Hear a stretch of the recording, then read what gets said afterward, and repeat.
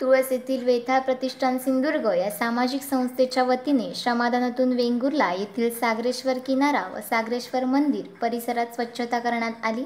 पंतप्रधान नरेंद्र मोदी यांच्या संकल्पनेतून स्वच्छ भारत अभियान अंतर्गत राबवण्यात येणारा स्वच्छ भारत ग्रीष्मकालीन इंटर्नशिप अभियान स्वच्छता पंधरवडा उपक्रमामध्ये स्वच्छतेसाठी एक पाऊल उचलत वेताळ प्रतिष्ठानाने दरवर्षीप्रमाणे श्रमदानातून सागर किनारा स्वच्छतेसाठी खारीचा वाटा उचलला आहे। प्रतिष्ठानाच्या वतीने गतवर्षी मोचेमाड, वेळागर, सागरेश्वर व सागरतीर्थ अशा 4 किनाऱ्यांवर स्वच्छता करण्यात आली होती। त्याचप्रमाणे यावर्षीही सागरेश्वर किनाऱ्यावर श्रमदानातून स्वच्छता करत उपक्रमाला सुरुवात केली आहे।